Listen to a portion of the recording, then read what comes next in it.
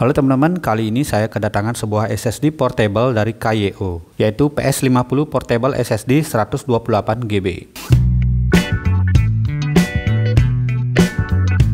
KYO PS50 Portable SSD 128GB ini adalah sebuah portable SSD SATA dengan double interface, yaitu USB tipe A dan USB tipe C. Secara fisik, SSD portable ini terasa kokoh dengan bahan bodi terbuat dari zinc alloy, yaitu campuran aluminium, magnesium, besi, dan tembaga. Dengan model penutup 360 derajat, kita dapat dengan mudah beralih port antara tipe A ataupun tipe C.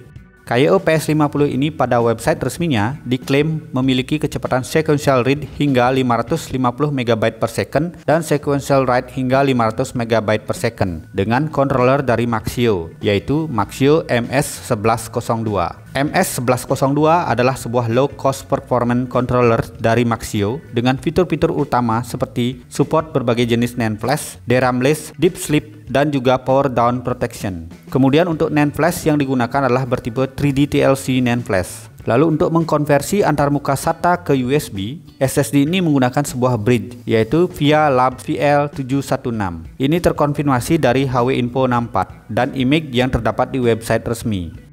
VIA VL176 adalah bridge controller yang mampu menjembatani data sinyal dari USB 3.1 Super Speed plus 10 Gbps ke SATA 3 6 Gbps. Support antarmuka baik tipe A maupun tipe C, serta backward compatibility ke SATA dan USB versi sebelumnya.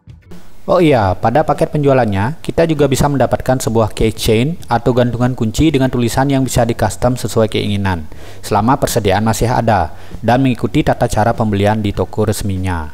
Oke teman-teman, tanpa berlama-lama, langsung saja kita uji portable SSD KYO PS50 128GB ini. Pengujian saya lakukan di laptop Asus TUF Das F15 yang memiliki USB 3.2 Gen 2, 10 Gbps tipe C. Oh ya, sebagai tambahan, akan saya sajikan juga data hasil pengujian SSD portable Vigen yang kebetulan sama-sama berukuran 128GB sebagai perbandingan.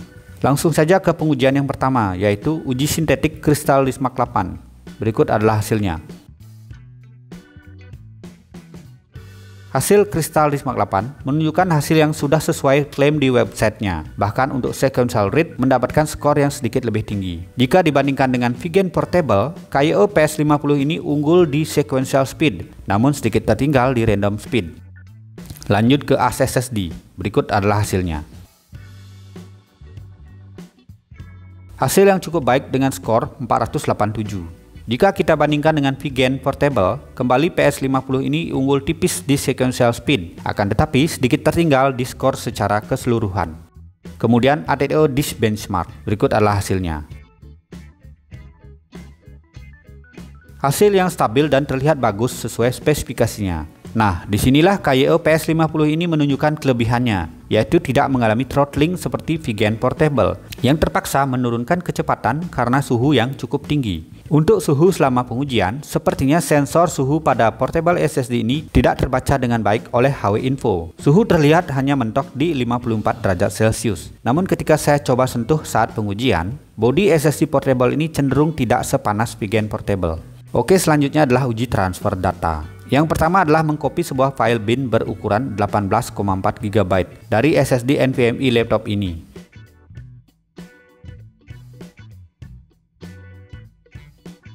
File tercopy dalam waktu 52 detik, unggul 2 detik dari Vigen Portable. Kemudian sebaliknya dari PS50 ke laptop ini. File tercopy dalam waktu 53 detik, lebih lambat 11 detik daripada Vigen Portable.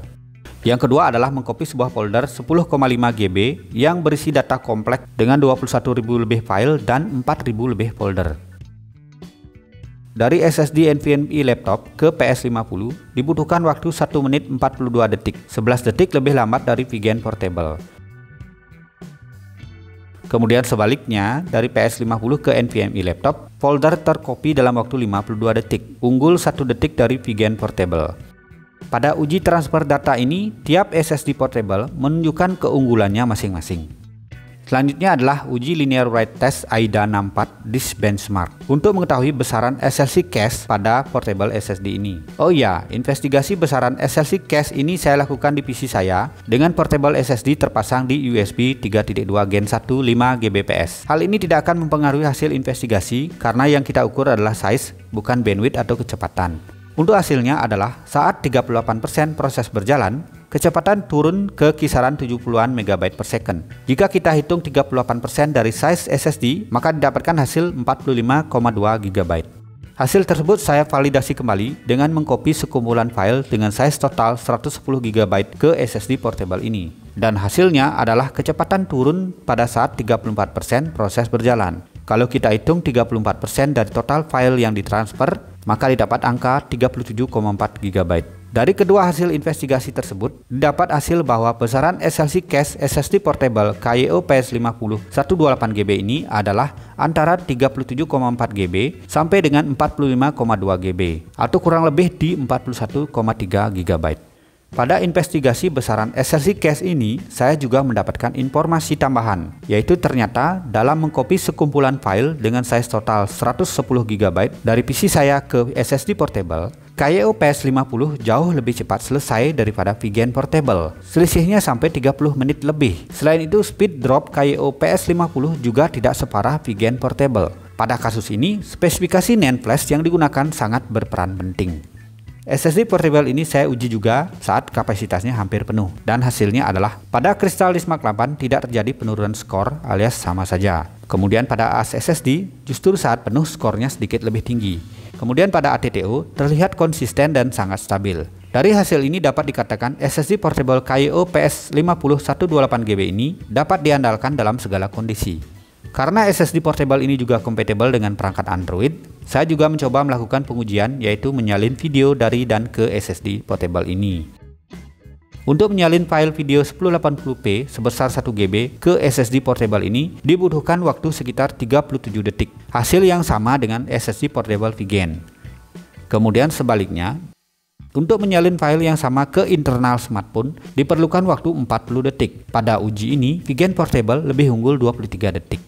Oke, setelah melakukan serangkaian pengujian, berikut adalah pendapat saya mengenai portable SSD dari Kayo ini. Kayo PS50 portable SSD 128GB ini secara performa sudah sesuai ekspektasi dan mampu memberikan apa yang seharusnya sebuah SSD SATA portable tawarkan. Performa juga solid dan stabil di segala kondisi. Tidak ada isu throttling atau drop performance, walaupun SSD portable ini tergolong panas saat digunakan. Secara fisik dan bodi, SSD ini terasa solid, terbuat dari logam dengan model penutup 360 derajat yang mempunyai keunggulan yaitu lebih simpel daripada yang menggunakan tutup. Apalagi buat teman-teman yang suka terburu-buru. Selain itu, tutup port biasanya rawan hilang atau kelupaan.